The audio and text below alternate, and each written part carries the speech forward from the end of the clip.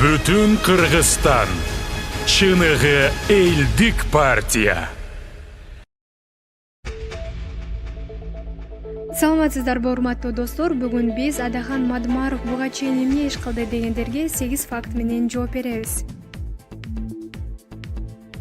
Биринчи факт. Адахан Мадымаров түрк тилдүү мамлекеттердин кызматташтык кеңешинин төрага орун басар болуп иштеп турган убакта бүткүл дүйнөлүк көчмөндөр оюндарын түрк кеңешинде демилгелеп аны өткөрдү. Азыр брендке айланып Кыргызстанды көчмөндөр маданиятынын борбору катары таанышууда. Бирок көчмөндөр оюндарын өткөрүүгө ошол убактагы чоң чиновниктер каршы чыгып, Мадымаровго эмне бизде кайдагы бир жапайы оюндар менен бүт дүйнөгө уят кылгыңыз келип жатабы деп катуу сынга алышып оюнду өткөрүүгө тоскоолдук кылышкан.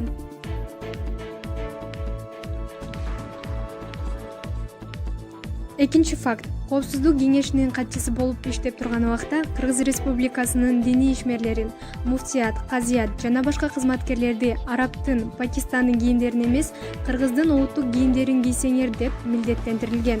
Ага чейин дин кызматкерлеринин бирдиктүү формасы жок эле.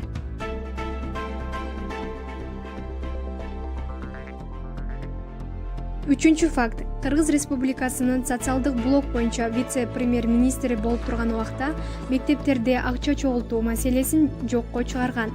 Башталгыч класстын окуучулары үчүн бекер ысык тамак уюштуруу сунушун киргизген. Окуу методикалары жыл сайын жаңыланып турган.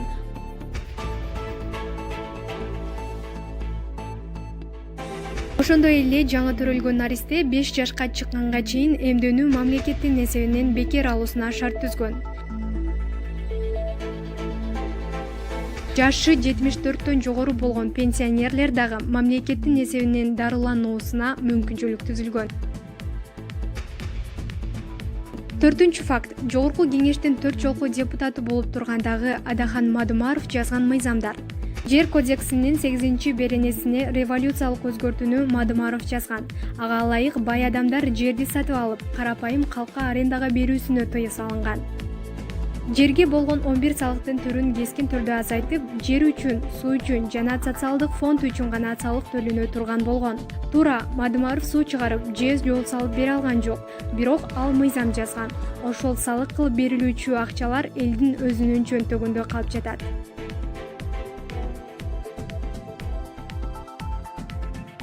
Бешинчи факт. Мектепти ата-энелердин эсебинен оңдоп түзөө иштерин токтоттурган.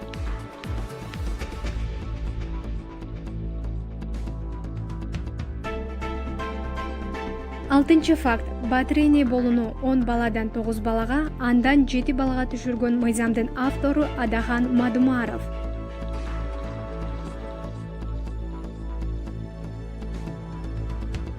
Жетинчи факт. Мадымаров депутат болуп турганда көптөгөн мектептерди курдурган. Социалдык фондун ишин дээрлик 10 жыл бою түптөп, ошого тиешелүү мыйзамдардын автору болгон. Эмгек, жер кодексине чоң салым кошкон. Кезинде элге, мамлекетке пайдалуу болгон мыйзамдарды эң көп жазган.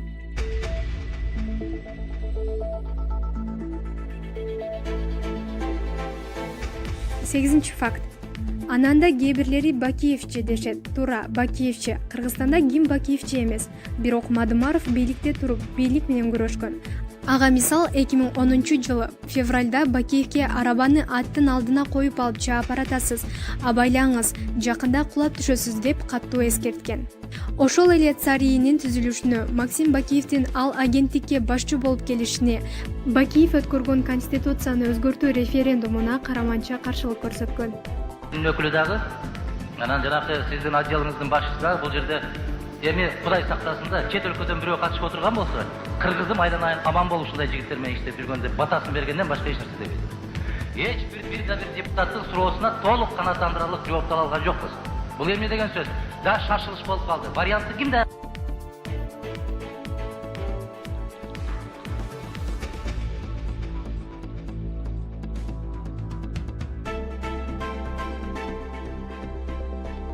Булар Кыргыздын бир баягы тагдырына кайдыгер. Кыргыздын келечегине кайдыгер. Өзүнүн кара курсагы менен өзүнүн баягындай толбой аткан, тойбой аткан напсисинин кулу. Буларда кызыкчылык деген жок. Сүйлөп аткан сөздөрдүн анча-мынчасын угуп атам, көрүп атам мен. Мадумаров бир кезде 10 ай вице-премьер болуп иштеп койгон экен. Ушул кезге чейин артымдан ыркырашат. Эмне кылып койдуң деп. Боронов 10 жылдан бери жүрөт. 10 жыл. Бирөө да сурабайт эмне кылып койдуң деп. Эмне үчүн? Кандай дейсиз? Себеп ал жигит коркунучсуз. Бийликке коркунучу жок. Жүрө берет мындай эт менен челдин ортосунда жүргөндөр жүрө беришет. 10 ай Мадумаров бир жерде иштеп койсо 10 жылдан бери кыйкырып атат. Эмне кылып койду? 4 жолу депутат болуп 4 тыйын деген пайда көрүп өттүрмүн. Ошону эл айтып атат. Өзүнө өзү пайда кылбаган элге пайда кылмак белет. Ушулбу коом. Бирок бул коомдун алдында тазалык үчүн эмес, Алланын алдында тазалык үчүн иштеш. 4 жолу депутат болуп ушул күнгө чейин Мадумаровдун мыйзамдары кыйшайыпсыз иштеп атат. Айрыкча социалдык тармакта. Анан бийликте болдуңуз. Бийликте болгондо мына макул 10 ай вице-премьер болуп турмун. 1 жыл госсекретарь болуп турмун. Ал жактан бул жакка ал жакка эле көчүрүп отурган болсо 8 айда 7 айда эмне жасайсың? Тапкан эле ушул бийликте олтурбадыңыз беле? Ооба. Ошол жерде олтуруп да күрөшүп олтурдук биз. Жарабай турган болгондон кийин бийлигиңди да байлыгыңды да кошуп тартып ал деп басып кеткен кишибиз. Жакшы адамдар жашоого жаратылган, жалын кечип жабыкпай бара турган, жарык өчпөй жашоого үмүт берип, жараткандын сыйлыгын ала турган. Жакшыларды ыйлатпай айлачы, жалгыздатпай жакын деп санайлычы, жолдорунда ансыздан азабы көп, жок дебесе жылуу сөз арнайлычы.